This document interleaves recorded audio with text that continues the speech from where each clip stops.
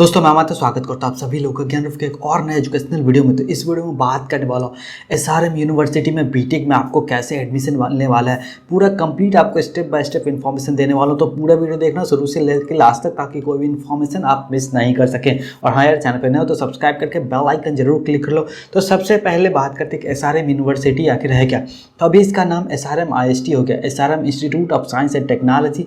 पहले इसका नाम जो था एसआरएम यूनिवर्सिटी था। हालांकि अभी भी इसके दो कैंपस का नाम एसआरएम यूनिवर्सिटी है, लेकिन जो इसके बाकी के कैंपसेस हैं वह उसका नाम जो अभी एसआरएम यूनिवर्सिटी हटा दिया गया। अभी एसआरएम यूनिवर्सिटी के नाम से नहीं जाना जाता, अभी एसआरएम आईएसटी के नाम से जाना जाता है। यहाँ पे बीटेक में एडमिशन लेने के लिए एसआरएम JEEE नाम के एंट्रेंस एग्जाम होता है, उसी के थ्रू यहाँ पे बीटेक में हर एक प्रोग्राम में एडमिशन मिलता है। तो अगर आप यहाँ पे बीटेक में एडमिशन चाहते हैं तो आपको भी यही एग्जाम देना पड़ेगा। और इसके जितने भी कैंपसेस हैं, चाहे कट्ठानकुलतुर में मेन कैंपस हो गया, या फिर रामापुरम कैंपस हो गया, या फिर इसका त्रिची कैंपस हो गया, या वरापलानी कैंपस हो गया, दिल्ली एनसीआर का कैंपस हो गया, सोनीपत हरियाणा का कैंपस हो गया, और जो इसका आंध्र प्रदेश में कैंपस है वहाँ पे भी सभी जगह पे एसआरएम JEEE 2022 एग्जाम के थ्रू ही 2022 में बीटेक में एडमिशन मिलने वाला है। जितने भी कोर्सेज है सभी कोर्सेज में। तो अगर मैं कुछ हाईलाइट्स की बात करूँ एसआरएम JEEE एंट्रेंस एग्जाम का, तो इसका पूरा जो नाम है SRM joint engineering entrance examination. जैसे इसके नाम से ही पता चलता है, इसके थ्रू इंजीनियरिंग के हर एक ब्रांचेज में आपको एडमिशन मिलता है। अगर मैं बात करूँ कंडक्टिंग बॉडी की, तो जो एसआरएम आईएसटी चेन्नई है कट्ठानकुलतुर, वो इसको कंडक्ट करती है इस एग्जाम को। ये एक यूनिवर्सिटी बेस्ड नेशनल लेवल का एग्जाम है जो साल में 3 बार कंडक्ट कराया जाता है। ये एग्जाम जो ऑनलाइन ही होता है और इंग्लिश लैंग्वेज में होता है। अगर मैं बात करूँ टोटल सीट्स के, तो अप्रॉक्स 7000 सीट्स जो है इस एग्जाम के थ्रू एसआरएम यूनिवर्सिटी के अलग अलग कैंपसेस में फिल करे जाते हैं। अगर मैं बात करूँ टोटल एप्लीकेंट का, तो लगभग 2.5 लाख एप्लीकेंट्स हर साल आते हैं। अगर आप एप्लीकेंट्स के हिसाब से देखो तो ये इंडिया के टॉप 5 इंजीनियरिंग एंट्रेंस एग्जाम में से आता है, क्योंकि जो जी मेन का एग्जाम होता है उसमें लगभग 10 लाख एप्लीकेशंस आते हैं। अगर मैं बात करूं बिटसैट का, तो उसमें जो तकरीबन 3 लाख के आसपास का एप्लीकेशन आता है। अगर मैं बात करूँ वीआईटी का, तो वहाँ पे 2 लाख के आसपास का एप्लीकेशन आता है। एप्लीकेशन के मामले में एसआरएम वीआईटी से काफ़ी ज़्यादा आगे है। अगर मैं बात करूँ एग्जाम के यहाँ पे ड्यूरेशन का, तो 2.5 घंटे का एग्जाम होता है। तो अब बात करते हैं एसआरएम JEEE 2022 एग्जाम में एलिजिबिलिटी क्राइटेरिया क्या कुछ रहने वाला है। तो आपका क्लास 10th जो है मस्ट है, क्लास 12 जो है मस्ट है, ये दोनों होना ही होना चाहिए। अगर मैं बात करूँ कि सब्जेक्ट्स क्या क्या है आपके क्लास 12 में, तो फिजिक्स केमिस्ट्री मैथमेटिक्स और फिजिक्स केमिस्ट्री बायोलॉजी, मोटे तौर पे आपका यही कम्बिनेशन होना चाहिए। आप जो है एलिजिबल हैं इस फॉर्म को फिल करने के लिए। अगर मैं बात करूँ क्वालिफाइंग मार्क्स की, तो मिनिमम 50% मार्क्स आपके होने ही होने चाहिए, चाहे फिजिक्स केमिस्ट्री मैथमेटिक्स में हो, फिजिक्स केमिस्ट्री बायोलॉजी में हो, या फिजिक्स मैथमेटिक्स बायोलॉजी आपके, तो वहाँ पे भी अगर आपके 50% मार्क्स है तो आप एलिजिबल है इस फॉर्म को फिल करने के लिए।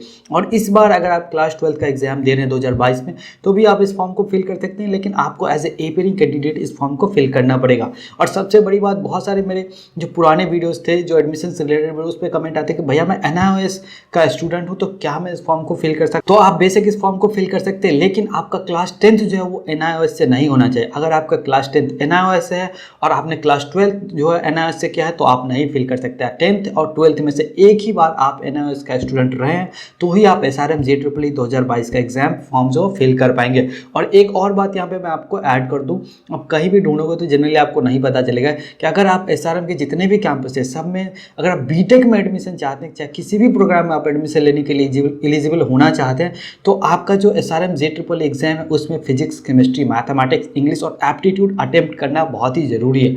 अगर आप ये पांचों सब्जेक्ट इस एग्जाम में अटेम्प्ट नहीं करते हैं, तो आप हर एक प्रोग्राम के लिए एलिजिबल नहीं हो पाएंगे। आप कुछ ही सर्टेन प्रोग्राम्स के लिए एलिजिबल हो पाएंगे। मसलन कि अगर आप फिजिक्स केमिस्ट्री और बायोलॉजी के स्टूडेंट हैं, तो आप यहाँ पे हर एक प्रोग्राम के लिए एलिजिबल नहीं हो पाएंगे। आप सिर्फ और सिर्फ बायोटेक्नोलॉजी के लिए एलिजिबल हो पाएंगे, बायोटेक्नोलॉजी जेनेटिक इंजीनियरिंग जो होता है उसके लिए एलिजिबल हो पाएंगे, बायोटेक्नोलॉजी रीजनरेटिव मेडिसिन का जो स्पेशलाइजेशन है उसके लिए हो सकते हैं, और बायो मेडिकल के लिए एलिजिबल हो सकते हैं। आप हर एक प्रोग्राम के लिए एलिजिबल नहीं हो सकते हैं अगर आपका फिजिक्स केमिस्ट्री और बायोलॉजी सब्जेक्ट है। तो अगर आपका फिजिक्स केमिस्ट्री और मैथमेटिक्स सब्जेक्ट है तो आप हर एक प्रोग्राम के लिए एलिजिबल है। और एक और बात कि एसआरएम यूनिवर्सिटी में आपको डायरेक्ट एडमिशन भी मिलता है। डायरेक्ट एडमिशन मिलने की क्राइटेरिया क्या है कि अगर आपने क्लास 12 में नंबर 1 रैंक हासिल किया है, चाहे आप स्टेट बोर्ड से सेंट्रल बोर्ड से, तो आपको यहाँ पे डायरेक्ट एडमिशन मिल जाएगा। IIT JEE एग्जाम में अगर आपने 10,000 रैंक में अगर आप आते हैं तो आपको यहाँ पे डायरेक्ट एडमिशन मिल जाएगा। और इसके अलावा तमिलनाडु के जितने भी स्टेट हैं उस स्टेट्स का जो नंबर 1 रैंक होल्डर है उसको यहाँ पे डायरेक्ट एडमिशन मिल जाता है।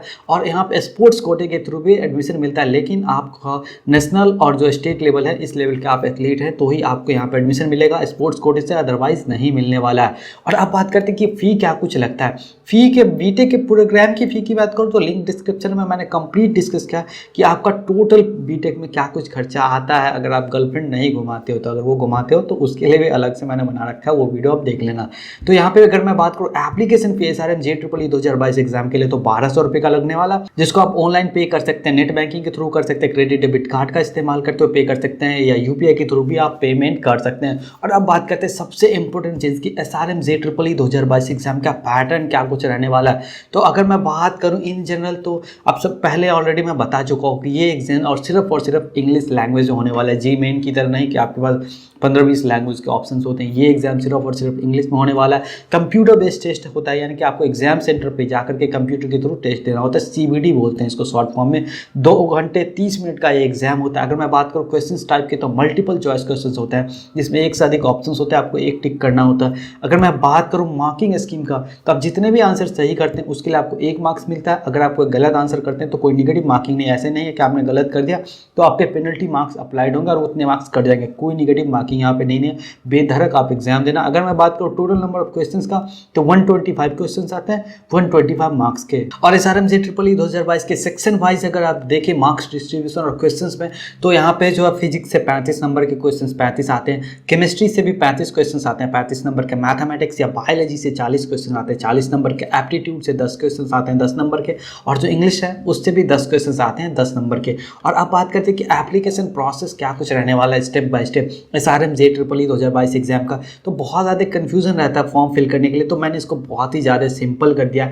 आप 6 स्टेप में इस फॉर्म को फिल कर सकते हैं। नंबर 1 स्टेप ये है कि आप SRM का ऑफिशियली वेबसाइट से जाकर के न्यू रजिस्ट्रेशन कर सकते हैं। तो जैसे आप रजिस्ट्रेशन आपका डन हो जाएगा, आप रजिस्टर्ड हो जाएंगे तो आपके ईमेल आईडी पे यूज़र आईडी और पासवर्ड आ जाएगा। उस पासवर्ड और यूज़र आईडी के थ्रू आप लॉगिन करना है आपको, और उसके बाद आपको एप्लीकेशन प्रोसेस में फिल करना है। उसमें बेसिकली 3 कैटेगरी के डिटेल्स आएंगे, एक पर्सनल डिटेल्स, दूसरा एकेडमिक डिटेल्स और तीसरा कॉन्टैक्ट डिटेल्स। पर्सनल डिटेल्स में आपके नाम, डेट ऑफ बर्थ वगैरह, आपके फादर के नाम वगैरह आएगा। जो एकेडमिक डिटेल्स है उसमें क्लास 10th और 12th के आपके इन्फॉर्मेशन आएंगे, और जो कॉन्टैक्ट डिटेल्स है उसमें आपके एड्रेस, मोबाइल नंबर वगैरह आएगा। तो ये 3 कैटेगरी है। इसके बाद आपको क्या करना है, इसके बाद आपको आगे बढ़ना है। जैसे आप आगे बढ़ेंगे आपसे पेमेंट मांगा जाएगा। आप जैसे पेमेंट कर देते हैं उसके बाद आपको फोटो और सिग्नेचर जो है वो अपलोड करना पड़ेगा। जैसे आप फोटो और सिग्नेचर अपलोड करते हैं आपके पास ऑप्शन आ जाता है प्रिंट आउट एंड सबमिट का, आप सबमिट कर दो। और एक प्रिंट आउट जरूर रख लो फ्यूचर रेफरेंस के लिए, ये बहुत ही अच्छी बात है। आप जितने भी फॉर्म फिल करो सबका एक प्रिंट आउट जरूर रखो, ताकि जब करेक्शन विंडो ओपन हो और आपने कुछ गलत कर दिया हो तो आप करेक्शन विंडो